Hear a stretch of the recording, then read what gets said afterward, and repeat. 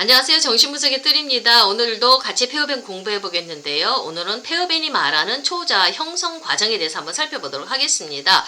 자, 페어밴은 우리 심리 내적 구조 속에서 자아 구조가 갖는 내적 대상들과 맺는 그 관계 역동성에 대해서 아주 자세하게 설명했지요. 근데 그 반면에 초자 형성 과정에 대해서는 아주 조금밖에 설명을 하지 않았습니다. 자, 오늘 바로 배워야 될 부분이 그 초자 형성 과정을 설명하는 겁니다. 자, 재밌는 것은요. 페어밴이 자신의 논문 속에 있는 모순점을 들여다보다가 이 초자 형성 과정을 좀 더 정교하게 만들었다는 겁니다. 자, 페어밴 이 책이요. 첫 번째 순차적으로 초기에 만든 논문, 후기에 만든 논문이 이렇게 순차적으로 모여서 이렇게 책을 만들었거든요. 그러니까 젊었을 때 이론을 만든 거라 좀 더 공부를 많이 하고 경험을 쌓은 다음에 정교화된 이론을 만든 후기 논문하고 당연히 차이점이 있을 수밖에 없죠. 모순점이 있었다는 겁니다. 자, 요 모순점이 뭐냐면 과도기 때 페어밴이 언급한 수용된 대상과 거절된 대상의 개념이 후기 논문 때 발표한 흥분시키는 대상과 거절하는 대상의 개념 사이가 뭔가 좀 삐득거린다는 겁니다. 뭔가 맞지 않는 모순점이 있다는 겁니다. 그걸 페어밴이 아주 또 정교하게 찾아 나가는 과정이 오늘 책에 나와 있거든요. 그거 한번 간략하게 살펴보도록 하겠습니다. 자, 첫 번째 모순은요. 초기 논문에서는 내적 대상들에 대한 자아의 태도라는 관점에서 수용된 대상과 거절된 대상이라는 개념을 만들어냈습니다. 그러니까 포인트가 어디입니까? 자아의 태도지요. 자아가 어떤 태도를 갖느냐, 대상들에 대한 어떤 태도를 갖느냐에 따라서 수용된 대상과 거절된 대상의 개념을 만들었어요. 그렇지만 후기에 들어가면 대상들이 자아에게 제시하는 태도라는 관점에서 내적 대상들을 흥분시키는 대상과 거절하는 대상으로 이렇게 서술을 하였습니다. 포인트가 대상에게 들어가 있죠. 조금 뉘앙스가 틀려집니다. 근데요, 거절하는 대상과 거절된 대상은 짝을 이룰 수가 있습니다. 나쁜 대상이에요. 그렇지만 흥분시키는 대상은 수용된 대상하고 짝이 안 맞습니다.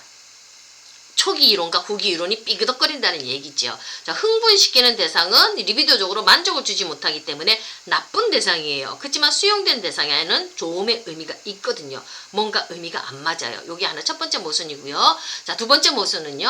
자, 나쁜 대상을 분열시켜서 내재화함으로써 흥분시키는 대상과 거절하는 대상을 만들어냈습니다. 자, 이것을 최초의 내적 대상이라고 불렀습니다. 근데 초기 논문에서 보면 나쁜 대상뿐만 아니라 좋은 대상이 이미 내재화되어 있다는 가정하에서 설명을 했습니다. 그러니까 이미 뭔가 좋은 게 대상이 들어와 있다는 얘기죠. 자, 그러니까 이것도 또다시 두 번째 모순이 되지 않겠습니까? 자, 이 모순을 어떻게 푸느냐면요. 자, 이 모순은 최초에 내재화된 대상이 전적으로 나쁘고 불만족스러운 측면들을 갖고 있는 대상이 아니라, 나쁜 대상이 아니라 양가 감정 이전의 대상이라는 사실로 설명을 하고 있습니다.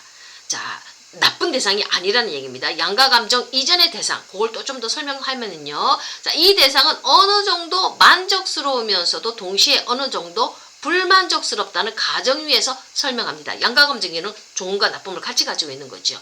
자, 이런 가정하에서 양가 감정은 외부 대상이 아니라 내재화된 양가 감정 이전 대상과의 관계에서 최초에 분열되지 않는 자아 안에서 발생하는 첫 번째 상태라고 말할 수가 있다고 얘기를 하고 있습니다. 이때 발생하는 상황은 분열되지 않은 자아가 양가적인 어떤 대상과 내적 대상과 어떤 직면하는 관계를 맺는 거겠죠. 자, 따라서 내적 대상의 분열 과정을 설명하면, 다시 자세히 설명하면 이렇습니다. 내적인 양가적인 그런 대상과의 관계에서 이 내적 양가적 대상의 그런 어떤 과도하게 흥분시키는 요소와 과도하게 좌절을 주는 요소 모두는 최초의 자아에 의해서 수용될 수 없기 때문에 대상의 주요 부분으로부터 분열되고 억압돼서 흥분시키는 대상과 거절하는 대상을 만들어냅니다. 그리고 리비도가 흥분시키는 대상에게 집중된 최초 자아의 부분은 자아의 중심 부분에 의해서 중심적 자아죠. 자아의 중심 부분에 의해서 거절되고 억압되어서 리비도적 자아가 된다고 설명을 합니다. 그리고 리비도가 거절된 대상에게 집중된 최초 자아의 부분은 자아의 중심 부분에 의해서 거절되고 억압되어서 내적 파괴자가 된다고 이렇게 또다시 좀 더 정교하게 다듬어서 설명을 하고 있습니다. 자, 그러나 과도하게 흥분시키는 요소와 과도하게 좌절시키는 요소들이 양가적 내적 대상 상태로부터 분열된 후에도 대상에 핵이 남아있다고 이렇게 폐업에는 얘기를 하고 있습니다. 자, 다 보내고 나서도 다 내적 파괴자가 되고 흥분시키는 대상이 되고 거절하는 대상이 되고 이렇게 다 보내고 나서도 뭔가 남아있는 양가적 내적 대상의 상태, 그것이 상태가 핵이 남아있다고 이렇게 우리 폐업에는 설명을 합니다. 자, 이때 이 핵은 중심적 자아에 의해서 수용된 대상의 지위를 얻는다고 이렇게 얘기합니다. 자, 따라서 이 중심적 자아는 이 대상에게 어떤 집중된 리비도를 유지하고 그 관계를 맺고 보유하게 되는 거겠죠. 자, 그러니까 다 떠나보내고 나서도 남아있는 요 핵이 지금 중심적 자아하고 리비도적인 관계를 맺는다는 얘기입니다.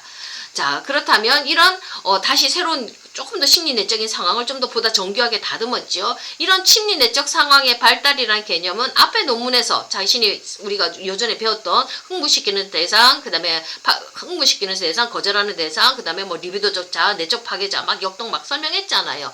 앞에 논문에서 설명한 것에서 조금 더 나아갔지요. 초기 개념을 후기의 것으로 이렇게 대처한 거, 수용된 대상의 개념이 요 사이에 또 들어왔지요.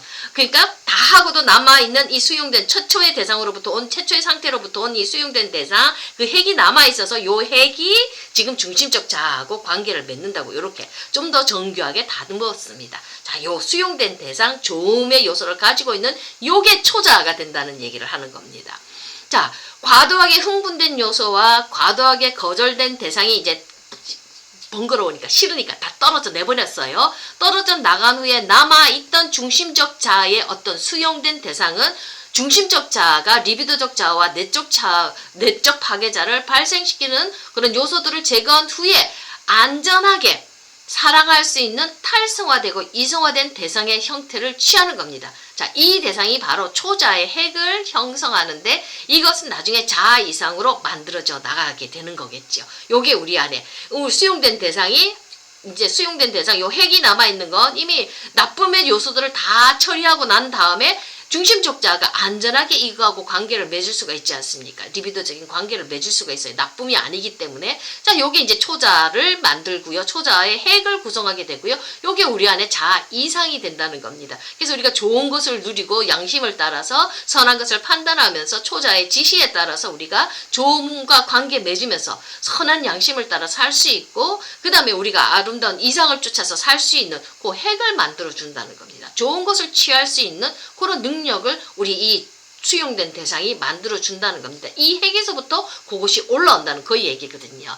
자, 수용된 대상을 내적인 양가 대상의 핵과 같은 것으로 간주하는 것이 가장 바람직해 보인다고 이렇게 페어벤이 이야기하고 있고요. 이때 그 핵은 흥분시키는 대상과 거절하는 대상이 억압된 후에 중심적 자아에 의해서 리비도가 집중된 채로 남아있는 것으로서 이걸 둘러싸고 초자아가 서서히 형성되어져 간다고 이렇게 페어벤은 설명을 하고 있습니다. 그러니까 초기 이론과 후기 이론의 모순된 점을 설명하면서 통합적인 그 수용된 대상이 여전히 남아있어서 이것이 중심적 자아하고 관계를 맺으면서 초자아의 핵을 만들어낸다고 우리 페어벤이 이렇게 설명을 하고 있습니다. 참 재밌는 이야기거든요. 우리가 이 조음이 남아있기 때문에 우리 이 세상에서 조음과 관계를 맺을 수 있지 않습니까? 내가 양심을 따라 살아갈 수 있고 선한 양심이 기능할 수 있고 내 양심의 법을 따라 살아갈 수가 있는 것이지 않습니까? 이 선함의 조음을 가지고 있는 거. 근데 이건 처음 조음을 만들어준 조음 그 대상 최초의 어떤 것들이 있었다는 얘기거든요.